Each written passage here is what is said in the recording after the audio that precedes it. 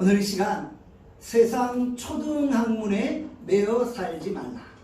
세상의 초등학문에 매여 살지 말라 라는 제목으로 하나님의 말씀을 증거합니다. 오늘 우리는 예배를 통해 살아계신 예수님을 생생하게 경험합니다. 우리가 예수님의 옷자락을 만지고 그 능력이 우리 가운데 머물 수 있기를 간절히 축원합니다. 우리는 오늘 골로새 교회에 대해서 함께 살펴봅니다. 골로새 교회 안에 예수님을 공격하고 예수님을 부인하는 세력들이 있었다. 예수님으로 충분하지 않다. 예수님으로는 모자라다. 다른 무언가가 필요하다라고 주장하는 세력들이 있었다는 것이죠. 어떤 세력들입니까? 골로새서 2장 11절을 보면 할례를 받으니 라고 기록을 하고 있죠. 골로새서 2장 14절에 보면 법조문으로 쓴 증서를 지우시고 라고 기록을 하고 있어요. 골로새서 2장 16절에 보면 먹고 마시는 것과 절기나 초하루나 안식을 이라고 기록을 하고 있다. 이런 주장을 가리켜 뭐라고 하죠? 율법주의라고 합니다. 율법주의. 골로새 교회 안에 율법주의 세력들이 교회를 공격하고 예수를 대적하고 있는 것이죠. 예수만으로 안 된다는 거예요. 율법이 필요하다는 거예요. 예수만으로 부족하다고 강조하고 있다는 거예요. 저는 이 말씀을 묵상하면서 하나님 앞에 회개했어요. 뭘 회개했냐면 저는 맨날 하나님 앞에 기도할 때 하나님 우리 나눔교회 부족한 게 많아요. 제가 이렇게 기도하는 거예요. 하나님 우리 나눔교회 부족한 게 많아서 건물도 필요하고 성도들도 더 필요하고 일꾼도 더 필요하고 자꾸 하나님 앞에 필요합니다 필요합니다라고 기도했는데 제가 말씀을 묵상하다 보니까 어떤 느낌을 받게 돼요? 예수로 충분합니다. 우리 나눔교회는 예수님만 있으면 충분한 거예요. 제가 그래서 더 이상 부족하다라는 말을 안 합니다.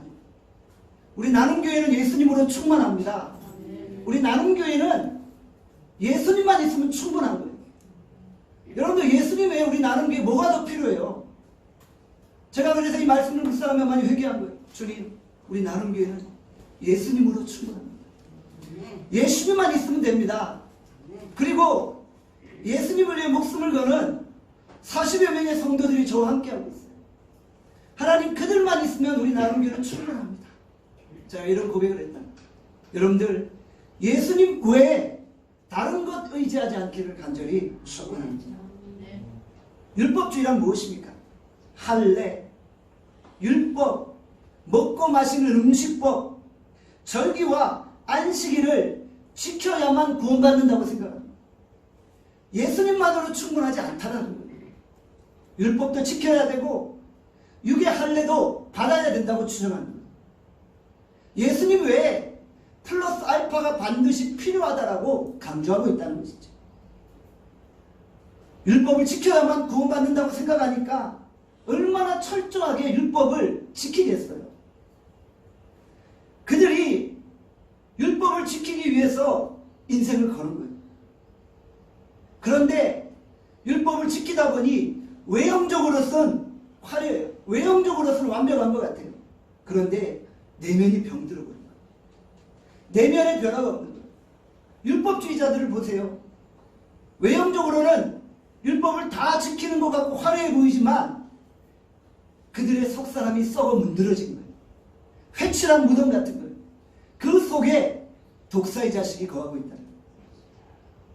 기독교는 예수 그리스도를 닮아 속사람의 변화, 내면의 변화가 나타나야 하는 거예요. 율법주의는 겉사람에게 집중하지만 내면에 초점을 맞추지 않고 있다는 거예요. 껍데기만 보고 판단하고 껍데기만 보고 감탄하는 거예요. 21세기 한국교회 문제가 뭡니까?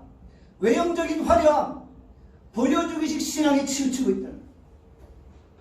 건물의 화려함, 외형적으로 웅장함을 인하여서 그것이 하나님의 영광을 드러내는 것이라고 착각하고 있다는 거예요. 교회가 외형에만 관심을 가지고 거칠에만 몰두하고 있어요.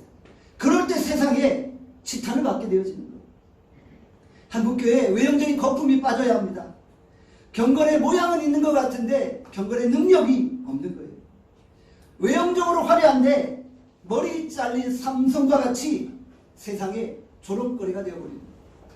한국교회가 내적인 강건함을 회복해야 됩니다. 그래야지 세상 속의 변화의 물결을 일으킬 수 있습니다. 우리 나눔교회가 한국교회의 내적인 변화를 주도해가는 거룩한 공동체가 되어질 수 있기를 간절히 소원합니다. 율법을 지키니까 그 율법이 나의 의, 나의 공로가 되어집니다. 나의 공로와 나의 의로 하나님 앞에 나아갈 수 있다고 생각합니다. 그러나 그렇지 않다. 율법으로 나의 의로 나의 공로로 하나님께 나아갈 수 없습니다. 율법을 의지할 때 예수 그리스도의 십자가의 원수로 행하게 되어진다는 것이죠. 또한 교회 안에 어떤 세력들이 활개를 치고 있습니까? 골로새서 2장 18절에 말씀합니다. 18절 말씀 함께 읽겠습니다. 시작.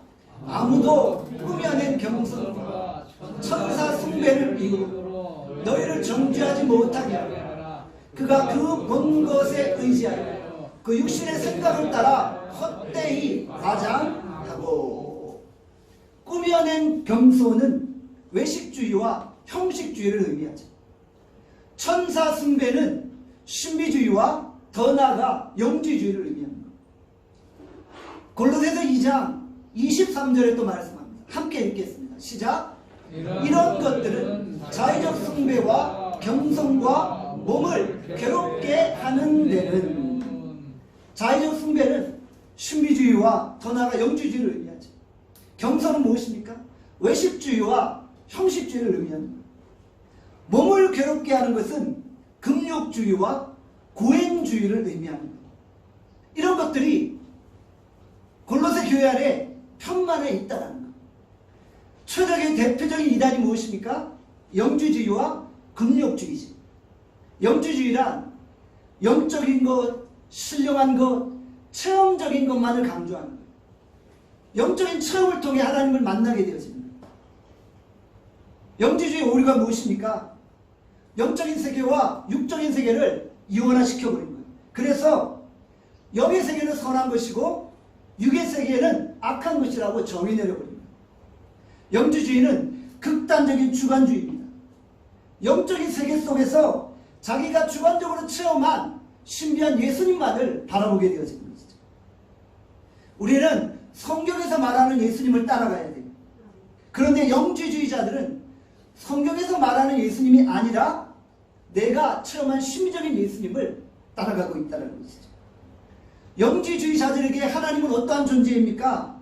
인간의 마음속에 내면화되고 실존화된 하나님입니다.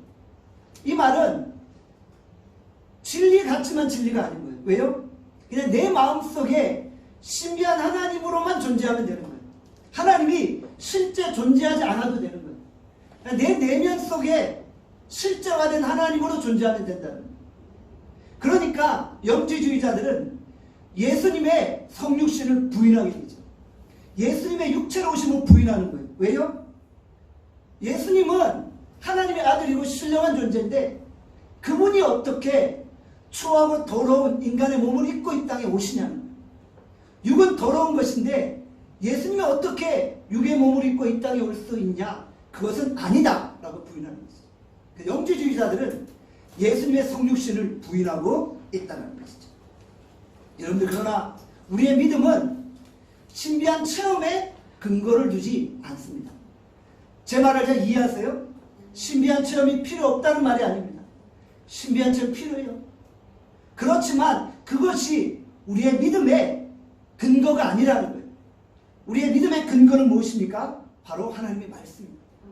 하나님의 말씀이라는 근거 위에 신비한 체험이 덧입혀져야 하는 거예요. 말씀에서 떠난 신비한 체험은 큰 오류에 빠질 수 있다는 거예요.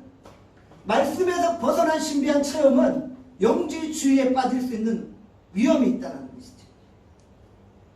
믿음은 말씀을 들으면서 나죠. 우리가 먼저 말씀을 듣고 그 말씀 위에 신비한 체험을 하게 되어지는 것이죠.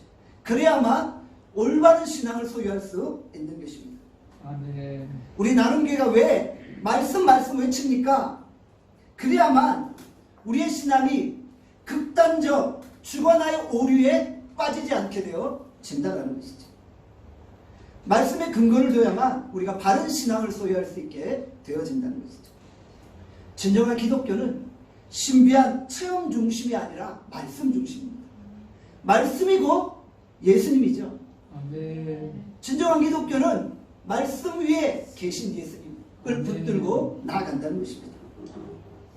본문에 몸을 괴롭히는 고행주의, 금욕주의에 대해서 말씀하고 있죠.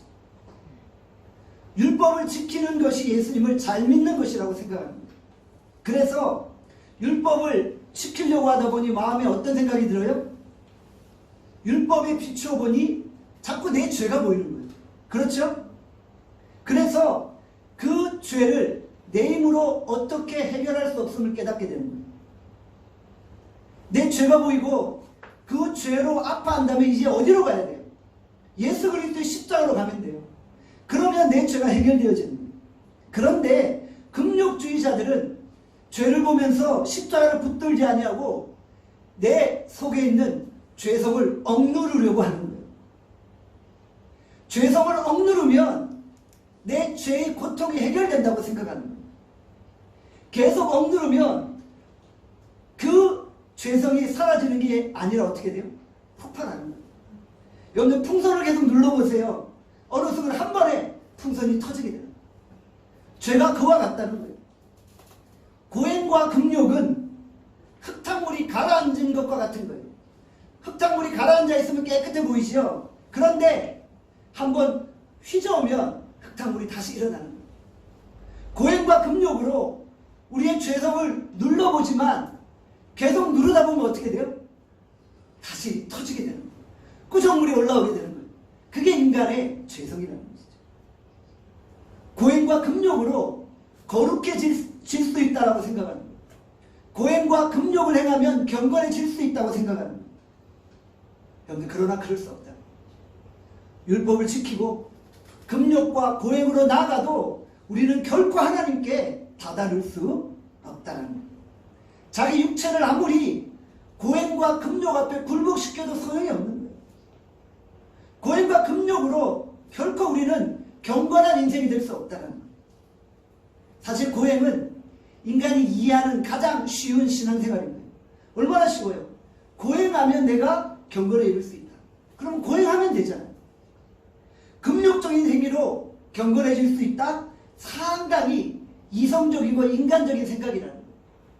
그러나 하나님의 은혜는 인간의 이성을 뛰어넘는 것입니다. 흑사병이란 전염병이 유럽을 뒤덮였죠. 유럽 인구의 3분의 1인 2,500만 명이 흑사병으로 죽음에 이르렀어요. 대한민국 인구의 거의 반이 흑사병으로 죽은 거랑 마찬가지죠. 우리가 요즘 코로나 때문에 여전히 힘들어하고 있는데 유럽의 흑사병은 코로나 수준이 아니었어요. 정말 그것보다도 엄청난 인구들이 흑사병으로 죽게 되었어요. 당시 중세 수도사들은 흑사병을 신의 분노로 여겼어요. 그래서 수도사들이 엄청나게 고행하고 엄청나게 금욕하면서 우리의 죄를 회개하면 신께서 용서해 주신다라고 생각했던 거예요. 수도사들이 채찍을 가지고 자기 몸을 때려요. 피를 철철 흘려요. 자기 몸을 때리면서 주여 주여 용서해 주세요 이런 거예요. 사디스트 같이 자기를 때리면서 자학하면서 회개하는 거예요. 당시에 채찍질 고행단이라는 무리들도 있었다는 것이죠. 중세시대에 수도사들은 고행과 금욕을 위해 20kg가 넘는 갑옷을 입고 다닙니다. 갑옷 속에 뭐가 들어있었을까요? 빼죽한 바늘이 들어있는 거예요. 걸어 다닐 때마다 이 수도사들이 빼죽한 바늘에 찔리는 거예요. 갑옷이 무거운데 갑옷 안에 바늘까지 있는 거예요. 그래서 고행하고 금욕하고 피를 철철 흘리면서 자기의 죄에 대해서 고민하고 그렇게 하면 죄가 사함받고 경건에 이를 수 있다라고 생각했던 것입니다. 수도사들이 무릎으로 수도원 계단을 오르내렸죠. 무릎이 터지고 고름이 나고 피를 철철 흘리면서 계속 주여 주여 외치고 다니는 거예요. 낮에 말 안 하기, 낮에 음식 안 먹기, 밤에 잠 안 자고 버티기 등등 고행과 금욕을 행하고 있었던 것이죠. 그런데 고행과 금욕으로 죄 문제가 해결되는 것은 아니잖아요. 마틴 루터가 고행과 금욕을 하다 보니까 어떻게 되었어요? 내 안에는 죄가 하나도 해결되지 않음을 느낀 거예요. 그래서 1517년 비텐베르그 성당에서 95개조 방망문을 외치면서 오직 의인은 고행이 아니라 믿음으로 산다 라고 고백한 거예요. 아멘. 그 믿음이 바로 예수 그리스도입니다. 예수 그리스도로 우리가 사는 것이 금욕과 고행으로 우리의 죄가 해결되는 것이 아님을 고백했다는 것이죠. 불교에서도 고행을 하고 금욕을 하잖아요. 금욕과 고행을 많이 하는 그런 스님들을 세상이 존경하잖아요. 성철 스님 같은 경우 16년 동안 솔가루와 쌀가루만 먹고 살았다고 합니다. 8년 동안 앉아서 잠을 자는 가부좌 수행을 했다고 합니다. 그러니까 사람들이 그를 존경하잖아요. 고행과 금욕이 높은 수준의 신앙생활인 양 매도하고 있는 거예요. 고행과 금욕이 죄를 누를 수는 있지만 그 죄를 해결할 수는 없다는 것이죠. 우리는 기독교를 금욕주의적으로 접근해서는 안 됩니다. 금욕과 고행을 하는 인간도 결국 죄인일 수밖에 없는 거예요.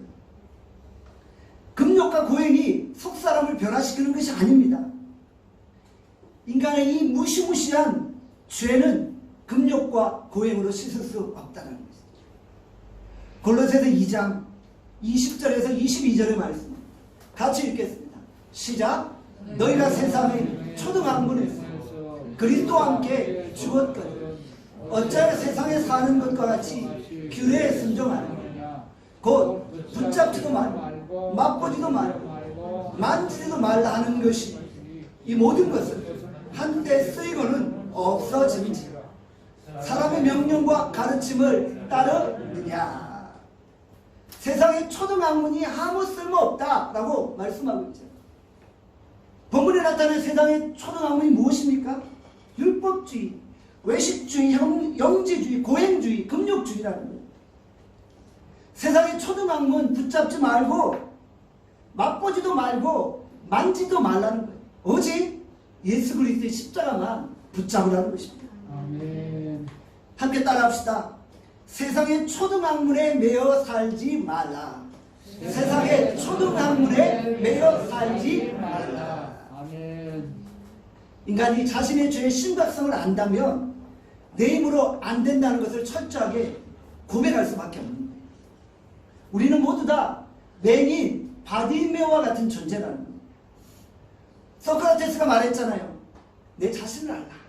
내 꼬라지를 알라. 여러분들 우리의 이 꼬라지를 알면 내 힘으로 아무것도 할 수 없다는 것을 고백하게 되어진다는 것이죠. 우리는 눈이 있어 보긴 보는데 보지 못하는 존재예요. 우리는 귀가 있어 듣긴 듣는데 듣지 못하고 깨닫지 못하는 존재라는 거예요.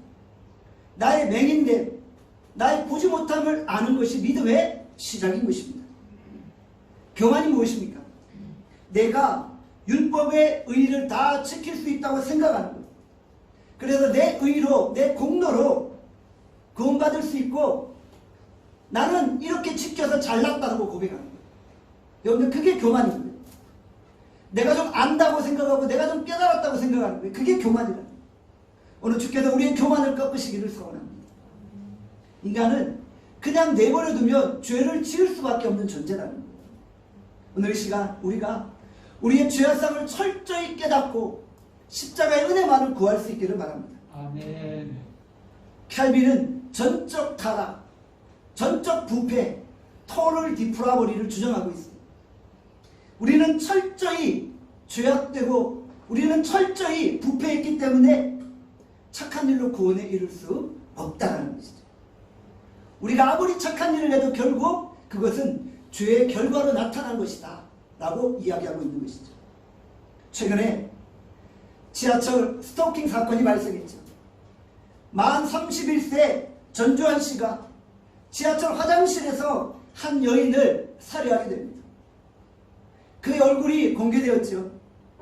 그의 얼굴을 한번 보세요. 얼마나 선해 보이나요? 저 얼굴이 스토커 살인자의 얼굴입니까? 살인자 같지 않지요. 그런데 인간의 내면 속에 이런 살인함, 악함이 숨어 있다는 거예요. 그게 내재되어 있다가 어느 순간 분노하면 광기처럼 폭발하게 되어진다는 거예요. 사실 누구나 다 시기하고 질투하고 미워하잖아요. 사랑이 깊어지면 질투와 미움이 되는 거잖아요. 시기와 질투와 미움이 극단화되면 어떻게 돼요? 살인하게 되는 거예요. 내 내면에 있는 이 죄악상을 잘 통제하지 못하면 결국 그 죄로 말미암아 끔찍한 일을 저지르게 되어진다는 것이죠. 인간이 선한 것처럼 보이지만 근본적으로 악하다는 거예요. 인간의 죄가 광기처럼 발동할 때 수십만 명을 죽음에 내몰 수 있다는 거예요. 인간의 죄성이 너무나도 잔혹하고 무시무시하다는 거예요. 독재자 스탈린은 어린 시절에 목사를 꿈꿨던 심성공 소년이었어요. 그 어린 시절에 성직자가 되기를 꿈꿨어요. 그런데 그 안에 죄성이 드러나니까 그가 독재자가 되어서 무고한 시민들을 수없이 죽이지 않았습니까? 히틀러가 홀로코스트로 유대인 600만 명을 죽였잖아요. 유대인, 집시, 러시아인을 포함하면 약 1000만 명이 죽은 거예요. 국가 권력을 동원하여서 저지른 인류 최대의 치욕스러운 범죄 행위였다는 거예요. 이것이 히틀러의 죄성입니다. 여러분들, 이런 히틀러의 죄성이 우리 안에도 있다라는 거예요. 나도 극단에 빠지면 히틀러 같은 죄성이 드러나게 되어지면 고백하는 거예요. 아우슈비츠 수용소에 히틀러의 오른팔인 아이 히만이 있었어요. 1945년 5월 2일에 나치 독일이 연합군의 항복을 선언하죠. 그 후에 히틀러의 오른팔인 아이 히만이 16년간 도망치며 살아갑니다. 그러다가 결국 이스라엘의 체포조에 의해 붙잡히고 말았어요. 1961년 전쟁 범죄로 인해 이스라엘에서 전범 재판을 받게 되어집니다. 아우슈비츠 수용소의 생존자인 유태인 엘 디무르가 증인으로 나옵니다. 재판관이 디무르에게 묻습니다. 저 사람이 아이히만이 맞습니까? 디무르는 한참 아이히만을 쳐다보다가 그만 기절하고 말았어요. 그가 다시 깨어나자 재판관이 묻습니다. 왜 기절하셨어요? 과거의 악몽이 되살아나 그러신 건가요? 재판관님 아닙니다. 그럼 저 사람에 대한 분노 때문에 기절하신 건가요? 그것도 아닙니다. 제가 가만히 아이만을 쳐다보는데 그가 너무나도 평범하고 힘없는 노인이었기 때문에 놀라게 되었습니다. 그래서 기절했습니다. 저렇게 평범하고 힘없는 노인이 어떻게 무고한 수많은 유대인들을 학살할 수 있는지에 대해서 깜짝 놀라 기절한 것입니다. 무엇을 의미합니까? 인간이 아무리 선해 보여도 그 속에 잔인한 죄악성이 있다. 옆에 분들 얼굴 한번 보세요. 다 선남 선녀 같지요? 너무 선해 보이지요? 그런데 아무리 선해 보여도 우리는 다 죄인인 거예요. 우리 안에 이 죄의 광기가 다 숨어 있는 거예요. 여러분들 약점 막 찌르고 여러분들 막 이렇게 여러분들 공격하고 그러면 다시 다 폭발하게 되어 있어요. 그러니까 우리 서로 건들지 맙시다. 잘못하면 다 폭발하게 돼요. 여러분들 우리도 아이 희망이 될 수 있는 거예요. 세상에서 제일 무서운 게 누굽니까? 사람이잖아요. 사람이 제일 무서워요. 길 가다가 호랑이를 만나서 무서운 게 아니라 사람을 만나서 무서운 거예요. 지하철 스토킹 살인자 전두환 씨가 얼마나 무섭습니까? 여러분들, 우리도 그런 약한 존재, 죄악된 존재가 될 수 있는 것이죠. 그러니까 사람 너무 믿지 마세요. 사랑하는 여러분, 앞으로 여러분들은 여러 번 사람 때문에 놀라고 살 것입니다. 사람 때문에 실망하고 살 것입니다. 믿는 도끼에 발등 찍히면서 살 수밖에 없는 거예요. 인간의 죄성이 끝이 없기 때문이죠. 그 죄를 극복하는 길은 금욕이나 고행이 아니라는 거예요. 우리 안에 있는 내면의 죄는 인간의 노력이나 의지로 해결할 수 없다는 것이죠. 자, 그렇다면 인간의 죄성을 극복하는 길이 무엇입니까? 오직 예수 그리스도의 십자가입니다. 아멘. 예수 그리스도를 만나는 길밖에 없습니다. 아멘. 골로새서 2장 19절의 말씀입니다. 골로새서 2장 19절 함께 읽겠습니다. 시작.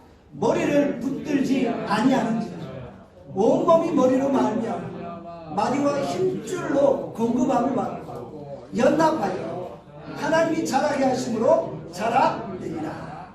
아멘. 죄성을 극복하기 위해서는 교회의 머리 대신 예수 그리스도를 붙드는 거예요. 교회의 머리 대신 예수 그리스도를 붙들지 아니하면 세상의 초등학문에 매여 사는 거예요. 그걸로 인생의 문제를 해결하려고 하는 거예요. 율법주의, 신비주의, 영지주의, 금욕주의, 고행주의로 나가는 것이 아니라 이제 우리가 예수 그리스도의 십자가로 나아가야 하는 것입니다. 아멘. 우리는 교회입니다. 교회는 예수 그리스도의 몸입니다. 몸은 머리로부터 지시를 받고 영양분을 공급받는 거예요. 몸의 모든 지체들이 머리 대신 예수 그리스도와 연합되어져 있는 거예요. 그리스도와 연합을 통해 우리가 살아갈 때 우리는 성장하고 성숙해 되어집니다. 그리스도와 연합될 때 하나님이 우리를 자라게 하시고 우리를 성장케 하시고 성숙해 하시는 것입니다. 우리가 교회의 머리 대신 예수 그리스도의 십자가를 붙들 때 죄의 문제가 해결되어지고 영적인 성숙을 이루게 되어지는 것이죠. 방언의 능력, 통역의 능력, 영분별의 현상, 치유의 능력, 여러분들 이런 거 가지고 죄의 문제가 해결되는 게 아니에요. 교회의 머리 대신 예수 그리스도를 붙잡아야 합니다. 그분을 만나야 하는 것입니다. 마가복음 2장 17절에 말씀합니다. 우리 다 함께 읽겠습니다. 시작.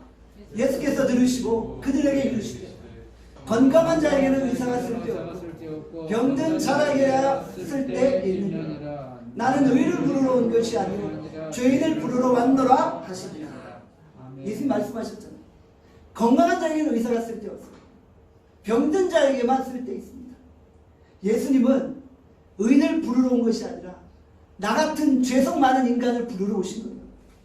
내가 죄인임을 깨닫고 나에게 의사가 필요함을 깨달을 때 그때부터 내면의 치유와 죄사함이 주어지게 되어지는 것이죠.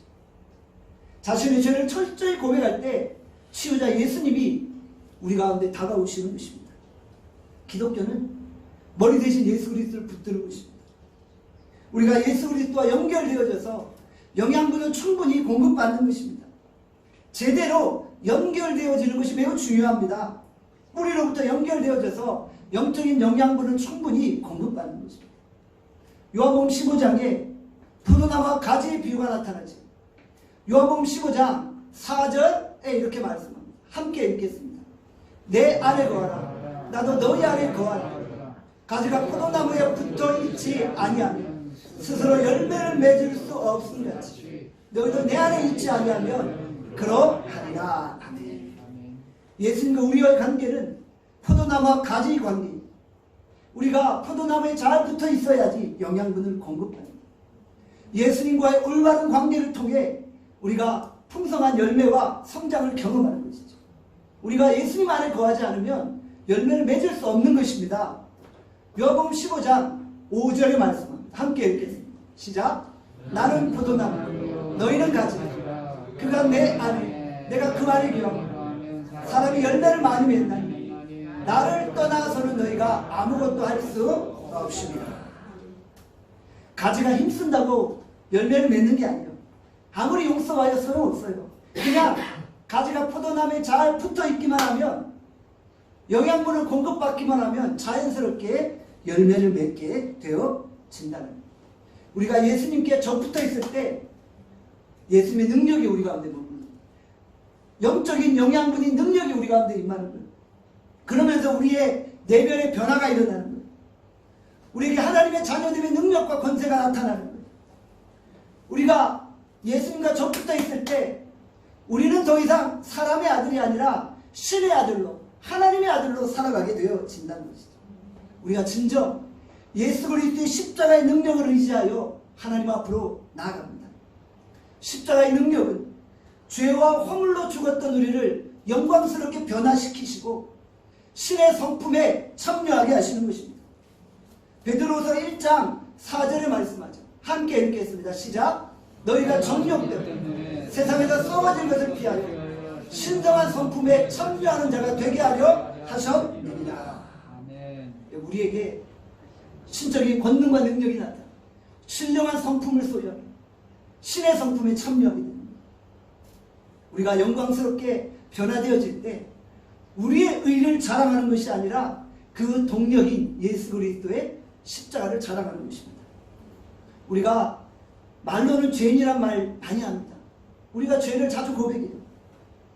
그런데 우리가 죄인이라고 고백하면서 십자가를 높이지 않는 거예요. 나는 부족한 죄인입니다라고 고백하고 끝나는 거예요. 그러면 인본주의가 되는 거예요. 나는 부족합니다. 나는 죄인입니다. 겸손해 보이지요.